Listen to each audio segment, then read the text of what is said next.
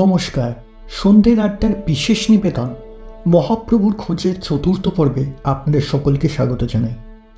এর আগের পর্বে আমরা শুনলাম 500 বছর আগেকার বাংলার সমাজ ব্যবস্থা এবং চৈতন্যকে ঈশ্বররূপে স্থাপিত করার কারণ। এর আগের পর্বের লিঙ্ক ডেসক্রিপশন বক্সে দেওয়া রইল, সেগুলো শুনতে ভুলবেন না। এবার শুরু হচ্ছে আজকের পর্ব। নিখিলেশ এবার এক মুখ হাসি নিয়ে বলা শুরু করল। কমলাক্ষ ভট্টাচার্য বা অদ্বৈত আচার্য ছিলেন নৃসিংহ বা নরসিংহ নারিয়ালের বংশধর, আর এই নরসিংহ নারিয়াল ছিলেন রাজা গণেশের প্রধান উজির। ঈশান নাগরের অদ্বৈত প্রকাশের উল্লেখও আছে। এই হলো তার কাগজ, নিন। এই বলে নিখিলেশ কিছু কাগজ নিয়ে জজ সাহেবের হাতে দিলেন। তারপর আবার শুরু করলেন বলা। আমরা জানি যে গৌড় দেশে মুসলমান রাজত্ব চলেছিল প্রায় 200 বছর। শুরু হয়েছিল 1204 খ্রিস্টাব্দের বক্তিয়ার খিলজির লখনৌতি বা গৌড় আক্রমণের মাধ্যমে। তারপর 817 হিজড়ায় 1414 থেকে 1415 খ্রিস্টাব্দে শেষ দিকে বাংলার সুলতান আলাউদ্দিন ফিরোজ শাহকে সিংহাসনচ্যুত করে রাজা গণেশ বাংলাদেশে হিন্দু রাজত্ব স্থাপন করেন। এই রাজা গণেশের প্রধান উজির ছিলেন নরসিংহ নারিয়াল, আর এই নরসিংহের বংশধর হচ্ছে কমলাক্ষ ভট্টাচার্য বা অদ্বৈত আচার্য। রাজা গণেশ ও পূর্বপুরুষ নরসিংহ নারিয়ালকৃত মুসলমান রাজত্বে উচ্ছেদ ও বাংলাদেশের হিন্দু রাজত্ব প্রতিষ্ঠার বিরচিত কাহিনী অদ্বৈত আগেই শুনেছিলেন। এইসব গল্প তাকে ছোটবেলা থেকেই অনুপ্রেরিত করেছিল এবং তিনিও স্বপ্ন দেখতেন গৌড় বাংলায় সুলতানি রাজত্বের উচ্ছেদ করে এমনই এক হিন্দু রাজত্ব প্রতিষ্ঠা করার। তারপর মাধবেন্দ্রপুরী যখন দৈববাণী প্রচার করলেন যে অচিরাত নবদ্বীপে ব্রাহ্মণ রাজার আবির্ভাব হচ্ছে, এবং তারপরেই নীলাম্বর চক্রবর্তী যখন গণনা করে বললেন চৈতন্যই সেই ভাবী ব্রাহ্মণ রাজা, তখন ধর্মপ্রাণ অদ্বৈত পণ্ডিত ধরেই নিলেন যে তার স্বপ্ন এবার সার্থক হতে চলেছে, এবং সেই জন্যই চৈতন্যকে প্রতিষ্ঠা করবার জন্য তৎপর হয়ে উঠলেন। এমনকি চৈতন্যের বিদ্যাশিক্ষার ভারও তিনি নিজের উপর নিয়েছিলেন, যা অদ্বৈত প্রকাশের 12 নম্বর অধ্যায়তে আমরা পাই। চৈতন্যের জীবনী গ্রন্থ পাঠ করলে লক্ষ্য করা যায় যে কৈশোরের শেষ এবং যৌবনের প্রারম্ভ থেকেই চৈতন্যের জীবনে পরপর কতগুলো দুঃসহ ঘটনা ঘটে গেছে। চৈতন্যের জীবনে প্রথম আঘাত সম্ভবত বিশ্বরূপের গৃহত্যাগ। চৈতন্যের বড় দাদা বিশ্বরূপ, তিনি বাড়ি থেকে পালিয়ে কোথায় যে চলে গেলেন তার কোনো খোঁজই পাওয়া গেল না। এই ঘটনায় চৈতন্যের বাবা জগন্নাথ মিশ্রের দেহ ও মন ভেঙে পড়ল, তিনি মারাও গেলেন। পিতার মৃত্যু চৈতন্যের জীবনের দ্বিতীয় আঘাত। সমস্ত সাংসারিক ভার পড়ল চৈতন্যের উপর। খুবই টালমাটাল অবস্থা। নিমাইয়ের বাবা জগন্নাথ মিশ্র কোনো ধনী ব্যক্তি ছিলেন না, বলা যেতে পারে সাধারণ মধ্যবিত্ত। তাই বাবার মৃত্যুর পর জমিদার হিরণ্য মজুমদারের বৃত্তি ও অদ্বৈত আচার্যের দেওয়া সাহায্যের ওপর অনেকখানি নির্ভর করত তো চৈতন্যকে। তাছাড়া অভিভাবক নীলাম্বর চক্রবর্তীও ছিলেন। এই অবস্থায় ছোটবেলার ভালোবাসা পল্লবাচার্যের মেয়ে লক্ষ্মী বা লক্ষ্মীপ্রিয়াকে বিয়ে করে বসলেন চৈতন্য। শচী দেবীর এ বিয়েতে মত ছিল না, কিন্তু পুত্রের মনোভাব দেখে রাজি হতে বাধ্য হলেন। এই সময়ে চৈতন্যের বয়স 16 কি 17 মতো। বিয়ের কিছুদিন পর চৈতন্য জলপথে পূর্ববঙ্গে গেলেন। পূর্ববঙ্গের শ্রীহট্টের কাছাকাছি বড়গঙ্গা গ্রামে চৈতন্যের বেশ কিছু পৈতৃক সম্পত্তি ছিল। সেই সম্পত্তি বিলি ব্যবস্থা করে কিছু টাকা কড়ি সংগ্রহের জন্য চৈতন্য পূর্ববঙ্গে গেছিলেন। এরপর বাড়ি ফিরতেই শুনলেন মর্মান্তিক দুঃসংবাদ, প্রিয়তমা স্ত্রী লক্ষ্মীপ্রিয়ার মৃত্যু সংবাদ, এবং মৃত্যুর কারণ রহস্যাবৃত। এর রহস্যাবৃত কেন বলছেন নিখিলেশ বাবু? সবাই জানে, যে করেন চৈতন্য চরিতামৃত বা চৈতন্য ভাগবত পড়েছে তারা জানে চৈতন্যের প্রথম স্ত্রী লক্ষ্মীপ্রিয়ার মৃত্যু সর্বদংশনে হয়েছিল।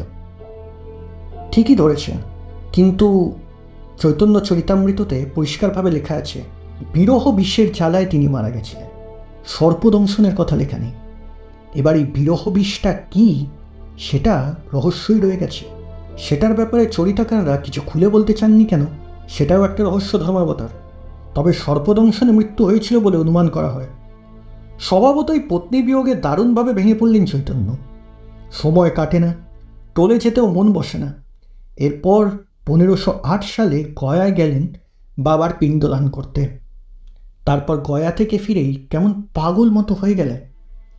ঘন ঘন অচৈতন্য হয়ে পড়তেন। কখনো হাসেন, কখনো কাঁদেন, কখনো দ্বিতীয় স্ত্রী বিষ্ণুপ্রিয়া মা শচীদেবীকে মারধরও করতে যান। এসব কি কথা বলছেন? চৈতন্য মহাপ্রভু নিজের মায়ের গায়ে হাত তুলেছিলেন?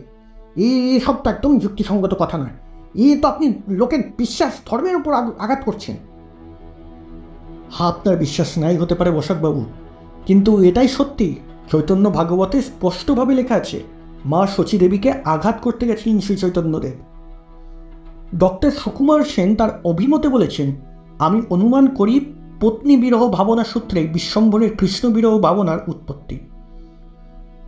ডক্টর সেনের এ ধারণা আবশ্যিকভাবে গ্রহণীয়। আমরা অনেক সময়তে দেখতে পাই প্রচণ্ড দুঃখ এবং প্রচণ্ড মানসিক আঘাতের সময়তেই মানুষ ভক্তির দিকে চলে যায় বা মানুষের মনে আধ্যাত্মিক চেতনার জন্ম হয়। এটা শুধু আমি বলছি না, এটা মনস্তত্ত্ববিদরাও বলছে। আর এটা যদি মিথ্যে হতো ধর্মাবতার, তাহলে ভগবদ্গীতার শুরুটাই বিষাদ যোগ দিয়ে হতো না, সুখ যোগ দিয়ে হতো। তো যাই হোক, মনকে ভোলাবার জন্যই চৈতন্য কীর্তনের আখড়া খুললেন বাড়িতে। বন্ধুবান্ধবরা জুটতেও লাগলো, অনেকটা এই যুগে থিয়েটারের মতো। কিন্তু রাজনীতির পটভূমিকায় বিচার করলে এর আরেকটা ভিন্ন রকম মানে হয়। যেমন অদ্বৈত, শ্রীবাস, নিত্যানন্দ, আরও কেউ কেউ ছিল। জনসাধারণেরও সমর্থন ছিল। অবশ্য সাধারণ মানুষের সমর্থন এসেছিল কিছু পরে। আপাত দৃষ্টিতে বিচার করলেও এরকম ধারণা কল্পনাপ্রসূত মনে হতে পারে, কিন্তু ইতিহাসের সত্যাসত্য নিয়ে কল্পনা বা গল্প করার অবকাশ তো থাকে না। চৈতন্য ঐতিহাসিক ব্যক্তি, মাইথোলজির কোনো দেবতা নয়। সুতরাং ইতিহাস দিয়েই তার ইতিবৃত্তিকে বিচার করতে হবে। মাটি চাপা প্রচ্ছন্ন অতীতকে বর্তমানের আলোয় তুলে এনে বিচার করা মানুষের ধর্ম, অন্যতম অধিকারও বটে। এর জন্য অনেক সক্রেটিসকে বিষের পেয়ালা তুলে নিতে হয়। রাজদণ্ডে দণ্ডিত হন গ্যালিলিওরাও, কিন্তু মহাকাল কোনো ধর্মান্ধবাদীদের পরোয়া করেন না। এবং এভাবে যে বিশ্বাসে সূর্য একদিন পৃথিবীর পরিক্রমা করত, সেই বিশ্বাসেই পৃথিবী একদিন সূর্যকে পরিক্রমা করে। এবার বলছি, চৈতন্য অদ্বৈত প্রভৃতির কীর্তনের আখড়ায় ধর্মের চেয়ে রাজনীতির অধিক প্রাধান্য পেয়েছিল। এরকম একটা ধারণা কেন হলো? আমরা জানি যে চৈতন্য পিতৃপিণ্ড দান নিমিত্তে গয়া যাত্রা করলেন 1508 খ্রিস্টাব্দে। তখন চৈতন্যের বয়স 23 বছর এবং গয়া থেকে ফেরেন 1430 শকের পৌষ মাসের শেষ দিকে। এরপর কীর্তনের আখড়া করেন মাঘ মাসে। কিন্তু প্রশ্ন হলো, পিতার মৃত্যুর অন্তত 7 থেকে 8 বছর পর হঠাৎ বাবার পিণ্ডদান করতে গয়া গেলেন কেন? পিতার মৃত্যু এতগুলো বছর পর পিতৃপিণ্ডদানে চৈতন্য উৎসুক হলেন না কেন? কেনই বা দলবল নিয়ে তিনি গয়া গমন করলেন? আহা, এতে আর মুশকিলের কি আছে নিখিলেশ বাবু? হয়তো বাড়ির কোনো কাজ বা টোলের কাজ, যেটা কিনা ওনার ছিলই, তার জন্য উনি বেরোতে পারেননি। মধ্যবিত্ত বাড়িতে প্রায়শই এরকম চলতে থাকে। আর তখনকার সময় নবদ্বীপ থেকে গয়া যাওয়া চারটিখানি কথা নয়। একটা টোল চালিয়ে দিন আনা দিন খাওয়া লোকের জন্য গয়া যাওয়া কোনো মুখের কথা নয় ধর্মাবতার। নিখিলেশ বাবু, একটু স্বাভাবিকভাবে ভেবে দেখুন। স্বাভাবিকভাবেই ভাবছি অশোকবাবু। বাস আমার মাথায় আরেকটা প্রশ্ন আসছে, তাহলে তিনি এতদিন পর কোথা থেকে এত টাকা পেয়ে গেলেন গয়া যাওয়ার জন্য? হয়তো টাকা জমাচ্ছিলেন। তাই বলে দলবল নিয়ে যেতে হবে? মানে? তিনি তো পিণ্ডদান করতে একাই যেতে পারতেন। আপনি চৈতন্য চরিতামৃত বা চৈতন্য ভাগবতেও পড়ে নিতে পারেন। চৈতন্য মহাপ্রভু যখন গয়ায় যান, তিনি নিজের পার্শ্বদের নিয়েই গেছিলেন, তিনি একা যাননি। এটা ভাবার বিষয় নয় কি, তিনি কি শুধুই নিজের বাবার পিণ্ডদান করতে গেছিলেন? এটাও কাকতালীয় ব্যাপার, তাই না বসাকবাবু? আর ঠিক সেই সময় মাধবেন্দ্র পুরীর প্রধান শিষ্য ও সেই সময়কার এক বিশিষ্ট ধর্মীয় নায়ক ঈশ্বরপুরীও যে ঠিক ওই মুহূর্তেই গয়াতে ছিলেন, সেটাও একটা কাকতালীয় ব্যাপার নয় কি বসাকবাবু? মানে এটা তো হতেই পারে, উনি হয়তো যেতেই পারেন। আর ঠিক ওই মুহূর্তেই চৈতন্য মহাপ্রভু গয়ায় গিয়ে পিণ্ডদানের পরপরই ঈশ্বরপুরীর থেকে দীক্ষাও নিলেন। দেখে মনে হচ্ছে না একটা প্ল্যান মাফিক কাজ হচ্ছে? কে ছিলেন এই ঈশ্বরপুরী? না, যিনি বেশ কিছুদিন আগেই ছদ্মবেশে নবদ্বীপে এসেছিলেন ও অদ্বৈত আচার্যর সঙ্গে মিলিত হয়েছিলেন। এসব কোথায় পড়ছেন আপনি? কেন, চৈতন্য ভাগবতের আদিখণ্ডে হেনকালে নবদ্বীপে ঈশ্বরপুরী আইনেন অতি অলক্ষিত বেশধারী, তান বেশে তানে কেহ চিনিতে না পারে, দৈবে গিয়ে উঠিলেন অদ্বৈত মন্দিরে। চৈতন্য ভাগবতের আদি পর্ব একবার পড়ে দেখবেন। প্রশ্ন হলো, ঈশ্বরপুরী তো একজন সাধু সন্ন্যাসী মানুষ, তো তিনি ছদ্মবেশে নবদ্বীপে এলেন কেন? এত লোক থাকতে তিনি অদ্বৈত আচার্যের ঘরেই বা হাজির হলেন কেন? এই হেন রহস্যজনক সাধু ঈশ্বরপুরীর সঙ্গে গয়াতে মিলিত হলেন চৈতন্য, আর তার কাছে এ সময় দীক্ষা নেওয়ার কাজটাও সেরে ফেললেন। এমনও তো হতে পারে চৈতন্যকে গয়া যাওয়ার জন্য অদ্বৈত আচার্যই বলেছিলেন, আর হয়তো উনিই বলেছিলেন গয়াতে ঈশ্বরপুরীর সঙ্গে তুমি আলাপ করবে।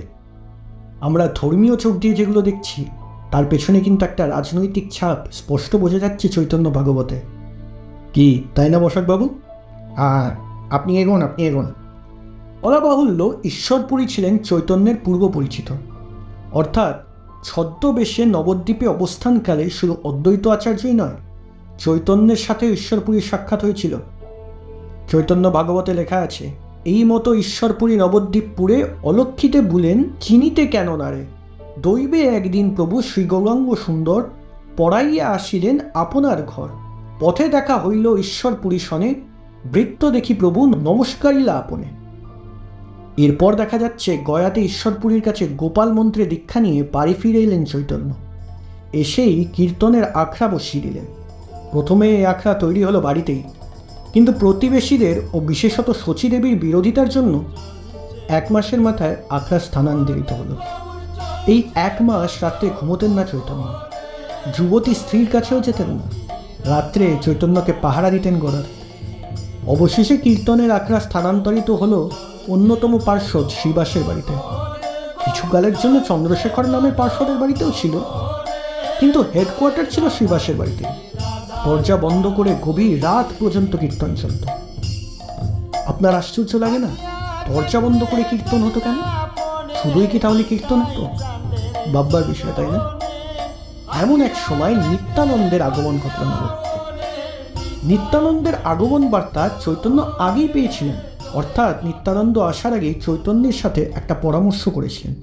তারপর নিত্যানন্দ নবদ্বীপে পদার্পণ করতে শ্রীবাসের ভাই শ্রীরামকে দিয়ে চুপি চুপি শান্তিপুর থেকে অদ্বৈত আচার্যকে ডেকে পাঠালেন নবদ্বীপে।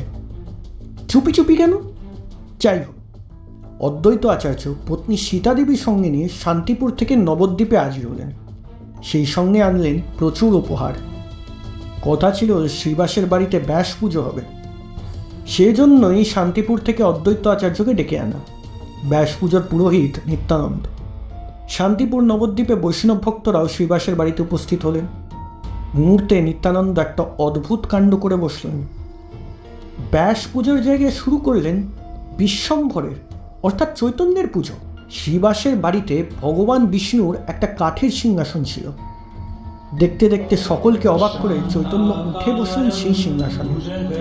ভগবানের সিংহাসনে মানুষকে বসতে দেখে উপস্থিত দর্শক মণ্ডলী হতবাক হয়ে গেল, কিন্তু ভক্তরা সানন্দে জয়ধ্বনি দিয়ে উঠল।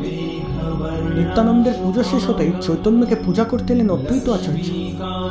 অদ্বৈত দূর থেকে দণ্ডি কেটে প্রণাম করতে করতে চৈতন্যের কাছে এলেন, আর তখন চৈতন্য 52 বছর বয়োজ্যেষ্ঠ অদ্বৈত আচার্যর মাথায় চরণ যুগল তুলে গেলেন।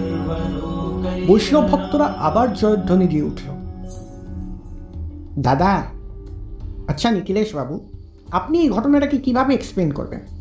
মানে আমরা ধরে নিচ্ছি চৈতন্য মন থেকে কখনো ঈশ্বরত্ব বা নিজেকে ঈশ্বরভাবে ক্লেম করতে চান, তাহলে ওনার কি দরকার পড়েছিল ওই আসনে বসার? মানে উনি তো নাও বসলে পারতেন, ওনাকে তো নিত্যানন্দ বা অদ্বৈত আচার্য জোর করে ধরে ওই কাঠের আসনে বসাননি। বলুন। আপনি ঠিকই বলেছেন বসাকবাবু, কিন্তু কি জানেন, বৈষ্ণবদের মধ্যে একটা কথার প্রচলন আছে, যেটাকে বলা হয় ভাব। কথাটা শুনেছেন নিশ্চয়ই। বলা হয় মানুষের চেতনা কিছুক্ষণের জন্য একটু ঊর্ধ্বে উঠে যায়, যার কারণে মাথায় একটি রাসায়নিক প্রক্রিয়ার কারণে। এই অবধি বলেই নিখিলেশ কেমন যেন থেমে গেল। কিছুক্ষণের জন্য কাছে রাখা কাঠের চেয়ারটাকে শক্ত করে ধরল। তার চোখ মুখ কুচিয়ে যাচ্ছিল। নিখিলেশ বাবু, আপনি সুস্থ আছেন তো? হ্যাঁ হ্যাঁ হ্যাঁ, আমি ঠিক আছি।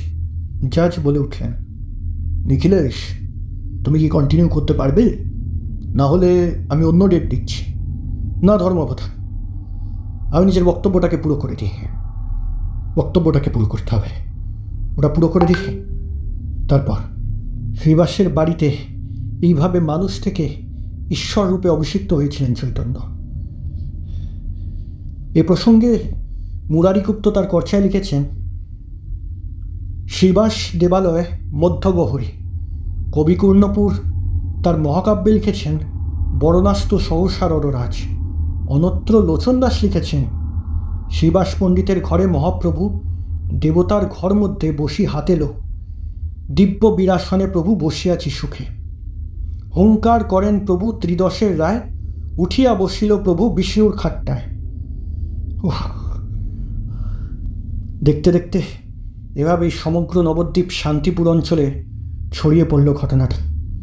বিশেষত তৎকালীন সর্বগণ্য পণ্ডিত অদ্বৈত আচার্য দ্বারা চৈতন্যের পূজাজনিত ঘটনাটি নবদ্বীপের সাধারণ মানুষের মনে দারুণভাবে রেখাপাত করল। সকলে ভেবেই নিল অদ্বৈত নিত্যানন্দ শ্রীবাস প্রভৃতি পণ্ডিতেরা যখন চৈতন্যের পূজা করেছেন তখন নিশ্চয়ই চৈতন্যের মধ্যে ঈশ্বরত্ব আছে। অন্যদিকে চলছিল বৈষ্ণব ভক্তদের পাবলিসিটি, আর সেই সঙ্গেই যুক্ত হয়েছিল চৈতন্যের ঈশ্বর সদৃশ্য দিব্যকান্তি চেহারা। কাঁচা হলুদের মতো ফর্সা রং, লম্বা চওড়া চেহারা, আজানুলম্বিত বাহু, ভালো ভালো টানা টানা চোখ। এই অবধি বলতে বলতে নিখিলেশবাবু জ্ঞান হারান। কোর্ট শুদ্ধ সবাই দৌড়ে এলো নিখিলেশবাবুর কাছে। নিখিলেশকে ধরাধরি করে হসপিটালাইজ করা হলো।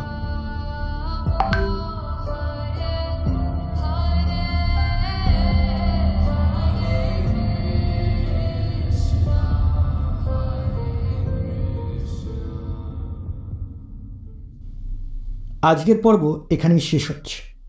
আপনাদের পর্বটি কেমন লাগলো সেটা অবশ্যই লিখে জানাবেন। পর্বটি ভালো লেগে থাকলে লাইক করবেন, চ্যানেলে নতুন হলে সাবস্ক্রাইব করবেন। ধন্যবাদ।